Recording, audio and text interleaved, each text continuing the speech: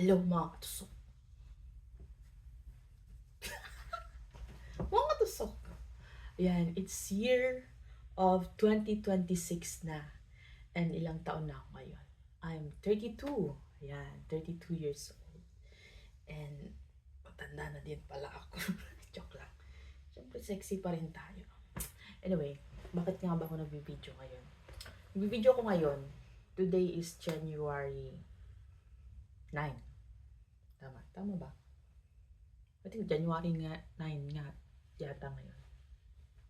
Tapos, na-inspire ako actually sa Bex Battalion. Bex Battalion, paano ba yun? Paano nila? And yung tatlong magkakaibigan na yun, they care for each other. And syempre, when you care for each other, you value each other. Diba? So, dahil nakikita ko yung mga traits nila na parehas kami ng mga happy moments, parang ganon, or happy in a way of kindness, parang ganon. At doon sila masaya sa ginagawa nila. So sabi ko, nga no, parang gusto ko ulit ibalik yung ganong vibe. Kasi syempre sa age natin ganito, mga 30 years old, nag-iiba nag-iiba na yung type of things or type of mga hilig natin, naiiba na. Hindi na ako mahilig mag-edit, maganon. Nawala na yung ganong vibe ko. Excuse me. Kakatas kong kumain kasi ng mani. Tapos so basta yun, noon mahilig ako mag-edit, talagang I make time to do edit. Pero ngayon, yung mga na-upload ko ngayon, mga shorts na lang. So, good for 1 minute hanggang 3 minutes na lang, ganun. So, umiikli na yung yung happiness, or yung, hindi siya totally happiness. Umiikli na yung interest pala yun. Interest ko sa mga ganong bagay. Pero nung napanood ko yung mga vlogs nila, sabi ko, parang ang saya ulit makikonnect sa mga loved ones mo. And, syempre, nasa, tayo, world na napaka-busy at iniisip natin lagi yung para sa future natin at sa family natin. So, syempre, kailangan mong kumayod ng kumayod. And every time you do your work, minsan, niisip ko na lang na magpahinga na lang ako. And sa church, ganyan, sa community, tapos syempre sa family. So, wala nang ibang extracurricular. Ganon. So, nawala nga yung pag-i-edit ko. Nawala yung interest kong ganon. Pero, this year, 2026, may gusto akong gawin. Bago ko pasukin yung world ng, syempre, with the grace of God, hindi na ako magi-stay sa bahay na to ng matagal. Sa bahay namin, gusto kong mag-iwan ng madaming memories sa isang taon na to. Especially sa parents ko. Sa parents ko, sa kapatid ko, kay Tyson, at sa sarili ko, at kay William din. At sa mga relatives ko din. So, isa sa mga New Year's resolution ko is to give importance with my loved ones. Like, to give back to them. Although, yun naman yung mga ginagawa natin noon. Pero siguro ibang level to. Parang gano'n. So, hopefully, hindi mag-iba yung mood ko pagdating sa mga video editing or whatsoever. Pero, dito ko umpisahan sa vlog na to na laging may surprise. Ayun. And with a twist. So, we'll see kung ano yung mga idea na nag-came up sa isip ko. And that will give them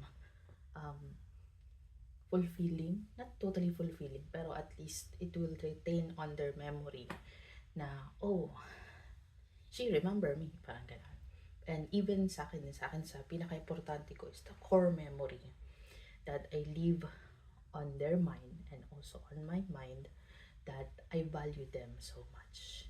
And that's how I care and I extend my love to them. Ayan. So, I think isa yun sa magiging topic natin. Or, ano tawag doon? Diyan, yung topic sa vlog, ganon. So, anyway, yun yung gusto kong mangyari. Hopefully, with the grace of God, malakas ang katawan natin. At, syempre, financially, emotionally, spiritually, physically, and lahat ng ma-achieve natin this year. And syempre, ang pinaka-importante ang ating health, ang ating trabaho at ang ating magulang. At syempre, ang pinaka-importante sa lahat, ang relationship natin kay Lord. Yan. Kaya kasama din sa video yan si Jesus. Kasi syempre, dyan tayo humuhugot na lakas. Ayun. So, hopefully, I don't care kung magiging mahaba man tong video to. I don't care sa editing anymore. I only care is the concept of having a video or a memories na may iwan ko sa mga taong yun. And may save ko dito sa vlog natin. Kaya pag tumagal, babalikan ko na lang to.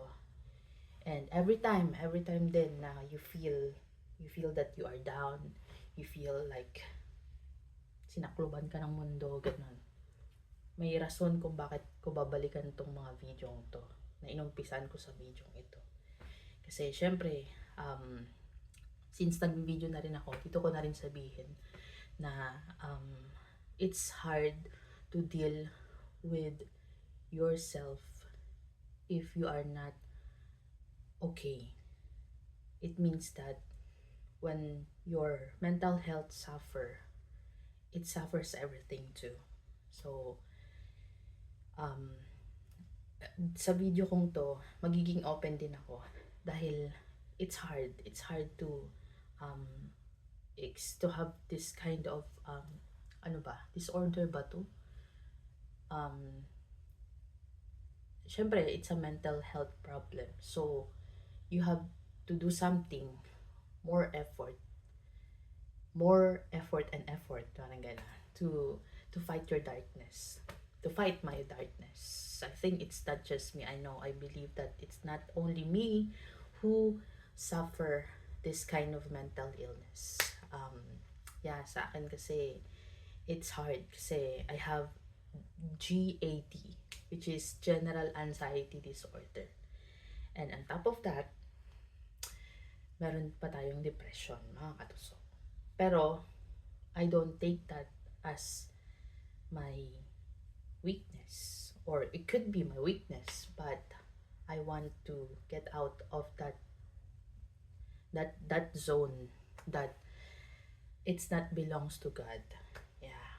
Kaya, I want to make sure that I also want to take good care of my mental health. Kaya siguro may moment na hindi natin masundan yung sinasabi natin ngayon, but still nandun yung heart natin to make time or to extend our love to other people as how I love myself too, dealing with my mental health. And I also believe na hindi ito binigay ni Lord dahil hindi ko kakayanin, but God gave me this kind of challenge for me to dwell more or trust more and hold on to Jesus, na alam ko at alam nating lahat na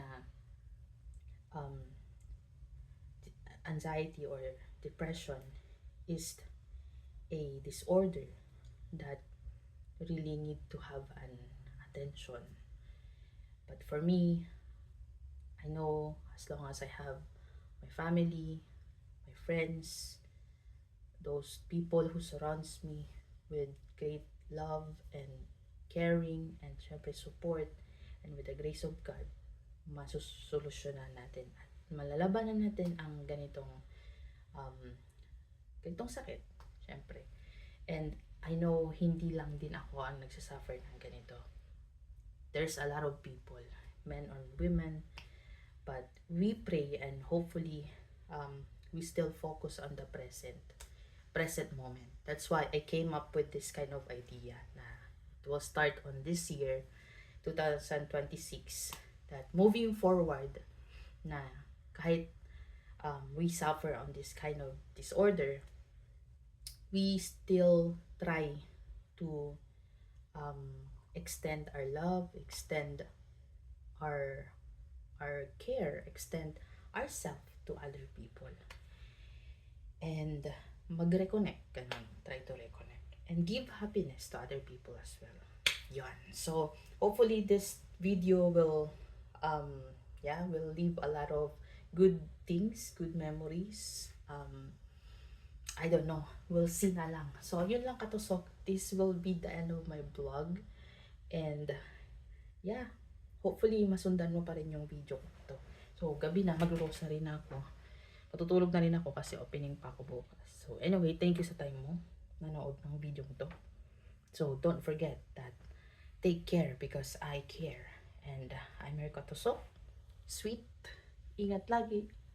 Katusok kasi kuha na kita ng dugo. Vampire yan. Okay, good night.